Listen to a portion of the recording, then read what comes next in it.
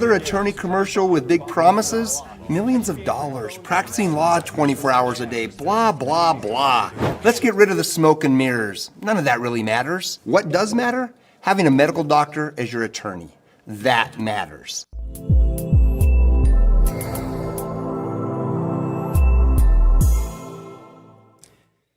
Hey there, crew. Good morning. It is Thursday. It is April 2nd. It's about 6:31 on the nose. I am Matt Meister. This is Peaks2Plains Weather, and this is Mornings with Meister. Thanks for starting your day with me, and it's nice to have you after an afternoon that was kind of nice to have some rain and some thunderstorms around the area. Mark sent me this from Colorado Springs, some small hail that he had. It was kind of nice to see. I mean, a little bit fun, some graupel in there as well. Some areas catching some snow. This is what it looked like at Danica's place, where she's up around Rampart Reservoir. 8,900 feet is what I think her saying over there. She said biggest snowflakes she's ever seen, and there certainly has been some snow. Colorado's high country catching some. I want to talk about here this morning how much rain probably fell yesterday. I think one of the areas that is a little more sort of on track with kind of how much actually fell is off to the northeast of Colorado Springs. On radar here, you can see some of the brighter greens from Calhan out towards Simla, and then kind of off to the northwest toward Kiowa and Elbert there. Radar estimating 1/4 to 1/2 inch. Some other areas where radar is not as useful is kind of off to the southwest of Pueblo. And you can see that the radar in this area showing some brighter greens here, but on the backside of the Sangre de Cristos, it just doesn't do as well. And so, you know, it's a limited tool. In fact, the snow down in that area, it's sort of off the charts with what it showed. But looking at the camera around La Vida Pass and whatnot, it just didn't see that much. Let's talk about where the weather situation is right now, because we are in between systems today. We've got the one that moved through yesterday, kind of off to our east. And then we have the next one moving in from the west here, and that is going to move in early Friday. So you see that cold front that's kind of approaching Salt Lake City. And you also see a little jet there that's highlighted in orange, kind of nosing into Colorado early this morning. That changes our weather up for today in a pretty big way, because we are going to see the wind pick up. We are going to see the humidity drop, and so it is a fire weather day. As we hit the afternoon here, we've got red flag warnings up from Colorado Springs through Walsenburg, Trinidad, out across the plains, and we have some fire weather watches for Fremont County and for the San Luis Valley there. And so it is a day to, you know, make sure you don't do anything. Be smart, crew. To keep us all safe here in southern Colorado. A big bump in the numbers, too, compared to what we had yesterday. Like, you know, ahead of the cold front, we get this desert air to come in, and we are going to see temps get to around 80 in the southeastern corner of the state. Mixture of 60s and 70s up against the front range, depending on elevation, and the mountains will get a nice bump from what we had yesterday as well. Cold front comes in early tomorrow morning, and I think you'll notice it because we will see wind out of the north over the plains. And you can see that coming in from the north here, kind of as we move from the, well, let's say Thursday night into Friday morning.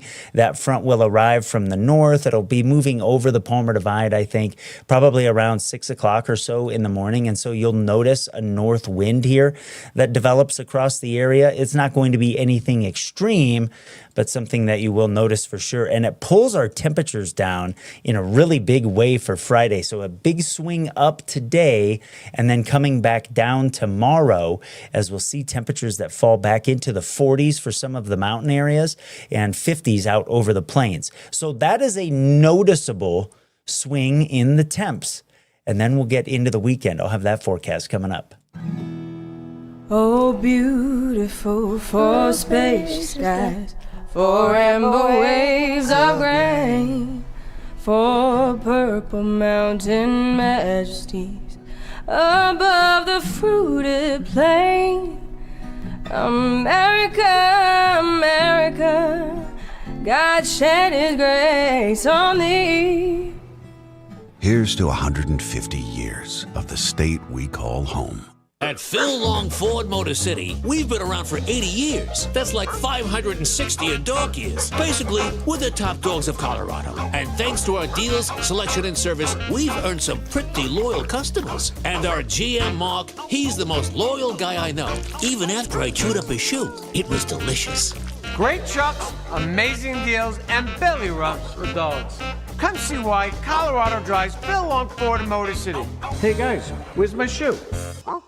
Emergencies are unpredictable, but you don't have to be unprepared. Peak Alerts sends you targeted emergency alerts in real time for the places that matter to you most, so you know what's happening and what to do next. Know first, act fast. That's the power of Peak Alerts. I want to say good morning to some of you this morning. We've got Julie checking in and says it's a beautiful morning. The moon was gorgeous this morning with a mixture of clouds. And hey, Artemis 2 took off yesterday, sending humans into deep space. NASA doing that for the first time in more than 50 years, going on to the backside of the moon, farther away than any of the Apollo missions that we did in the 60s and early 70s. And so we'll actually get human beings NASA farther into space than we have before. I don't know if you saw that, but it was kind of cool to see. And Janine says, had some rain in Ellicott yesterday. Yeah, it was really nice to see. That was kind of, for me, more of a welcome to spring than kind of some of these warm temperatures that we have had around here. Yeah, Donna was kind of on the other end of the spectrum in Pueblo West. She says, I had a small sprinkle, no rain. Could use the rain. Yeah, everybody could for sure. In terms of having that in the forecast, I might get a couple little rounds next week. We'll talk about the extended forecast here in a second. It is Thursday, and I want to do Throwback Thursday, and I'm finding for Southern Colorado, it is really hard to go back. Like, it takes a lot of time to go back and kind of find sort of historical weather information. Denver, which was the state weather office for a long time, has much better records. You can search by the day, but it's, sort of Denver and northern Colorado focus. So a couple things, kind of late part of March into early part of April. A strong spring storm in 2005 intensified over the eastern plains. This was on March 30th.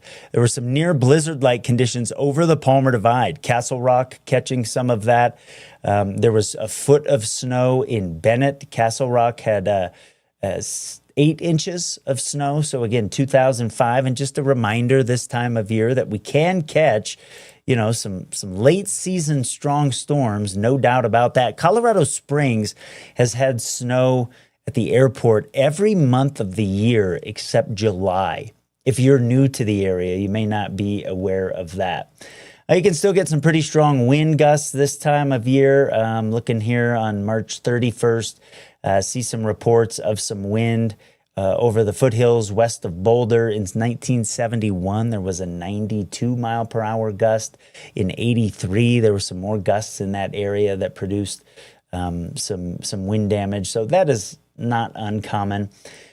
Let's see, 2014, there were some thunderstorms that produced some damage up across the northeastern part of the state. So you can get one end of the spectrum or the other. Yesterday was kind of a good example of that. April Fool's Day in Colorado. Some near blizzard conditions in eastern Colorado in 1984. No one thought that was a joke. Lots of roads were closed. In 1980, there was a blizzard. It was the second major one in 5 days. There were some drifts up to 22 feet high over the eastern plains of Colorado, kind of from the Palmer Divide up to the north. And then in 1999, there was a good upslope event that produced some good snow as well. So it's kind of, thunderstorm focus, some wind, some snowstorms. It's a season of transition, right? That's not a big surprise. Let's talk about our extended forecast. As the cold front comes in the upper level system that I showed you earlier comes in here, we are going to get another round of snow for the mountain areas, probably something like 2 to 6 inches for some of the resorts here, especially in the central and northern part of the state this time, which is kind of opposite of how it was with the storm that just went through. Let me look up Wolf Creek this morning and see if they have given their report, how much snow they had. They've got 17 inches of new snow. Remember I told you the other day that somebody was going to get a foot? There you go.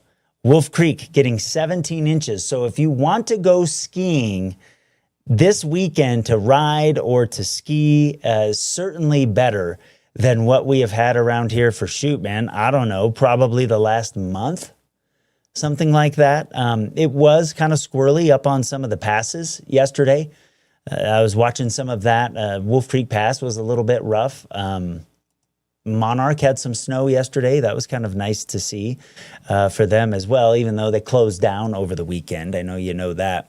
My extended forecast here is shaping up like this. We kind of get back into a ridge driving the weather pattern here as we move into next week. But underneath it on Tuesday, there is some moisture and a little system coming in from the west. So after we move past tomorrow, there's an outside chance somebody sees a shower in the afternoon on Friday. I'm not overly excited about that. I'm not going to totally take it out of the forecast, just leave a token one in there.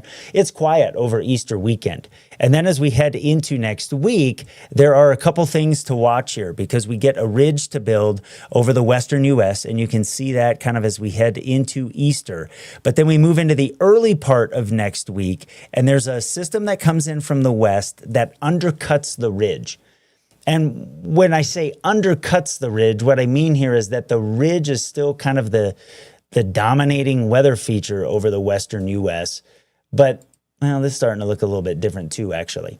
There's a little system up to the north that looks a little bit more interesting than it did. And then you see this kind of kink in the flow from Salt Lake in the black lines there back to Albuquerque. There'll be a little moisture that comes in with that thing. So that's why I've got thunderstorms in the forecast. Then we get into the late part of next week, and there is a stronger system that will be kind of approaching us from the west. And as we hit Thursday here, you see that around San Francisco, that little circle in the black lines, that's the next system. Notice, though, across Texas, how there's some moisture kind of just to the west of Houston that's kind of curling up to the north. Well, there's some Gulf moisture that kind of works north late next week ahead of that system coming into the west coast. And so by the time we hit the weekend and there's a cold front that comes in, it might look a little bit more interesting. That's something that we will watch. That's a long ways away, and I don't want to get too hung up on it now, but it is worth kind of keeping an eye on that. The pattern sort of says, hey, there might be some thunderstorms there. We'll have to see. So that's kind of what I'm seeing here on this Thursday morning, my friends. Let's check out, Donna said, oh, my son said Penrose got rain yesterday. Donna, it just depends where you are, right? By the way, Donna, if you're in Pueblo West, if you see Grandma June cruising around, tell her that I said hello. So that's it here. We've got a warmer, windier day today in the afternoon. I think we'll get some gusts up over some of the mountain areas, probably over 45 miles per hour. In some cases, I think that's a pretty done deal. For those of us at lower elevations, the wind won't be as strong as that, but you will see certainly the breezes, and then some of us will get some gusts, especially in some of the terrain favored areas like the wind gap areas. So if I take you into the afternoon, Walsenburg's probably a little bit windier here than we'll have in Colorado Springs and out across the eastern plains. But again, it is a fire weather day, so make sure that you keep yourself and our friends safe here from fires in southern Colorado. That's it for me this morning, crew. I hope you have a fantastic day. Thanks for tuning in to Peaks2Plains Weather. If you haven't downloaded the app yet, you should do so. Please share it with your friends. It's cool to see the number of downloads keep growing here. We're at about 15,000 now, which is pretty awesome, and you guys are in there using that. You get my forecast anytime you want it for where you are, and I sent some pushes out yesterday when we had some of those thunderstorms cruising around, little video updates and that sort of thing. It's a way I can give you a kind of a digital tap on the shoulder when something is coming your way. Have a great day, crew. I'll see you tomorrow morning.